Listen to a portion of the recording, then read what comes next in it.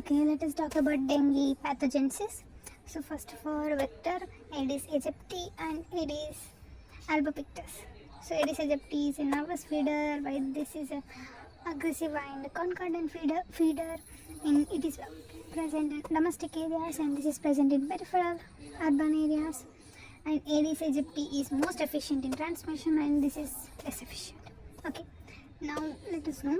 So Aedes will become infective when it feeds on a viremic patients and requires an extrinsic incubation period of 8 to 10 days before it becomes infective, and it remains infective lifetime, and it can pass to its offsprings by transferial transmission. Transmission cycle is like only man and Aedes are the principal reservoir. Next, let us talk about pathogenesis. So first time infection with any serotype of dengue virus is called primary dengue infection, and months to years later you will be getting infected by different serotype. Serotype different from the first dengue infection, and that is the second dengue infection, and this is more severe than the first dengue infection. And let us talk about the antibody response against dengue virus. There will be two antibodies will be produced. One is neutralizing antibodies and the other one is non-neutralizing. Let us understand by differences between them. So this is protective in nature. It protects the host immune system. Okay, and this one is heterotypic. It doesn't actually protect it. It protects the dengue virus. Anyways, antibodies are produced against both infective serotype and other serotypes, while the non-neutralizing antibodies are only towards other serotypes and not the infective, not against infective serotypes.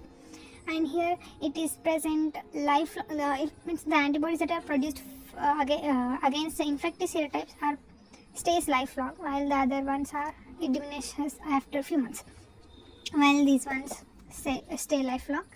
So technically this doesn't stay lifelong, because if we are talking about other serotypes, antibodies against other serotypes, it will last only few months. It will last lifelong. Okay, next let us talk about non-neutralizing antibodies. Non-neutralizing antibodies can bind to second serotype during secondary dengue infection.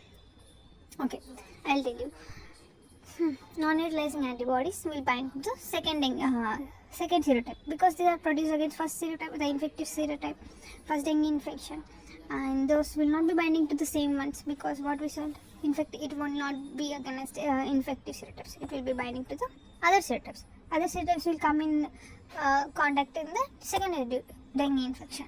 So non-neutralizing antibodies will bind to the second serotype during second dengue infection, but instead of protecting the host, it will instead of neutralizing this serotype, it will actually protect it from our host immune system by inhibiting bystanding B cell activation against second serotype. Okay, next, this is called as ADE, means antibody dependent enhancement.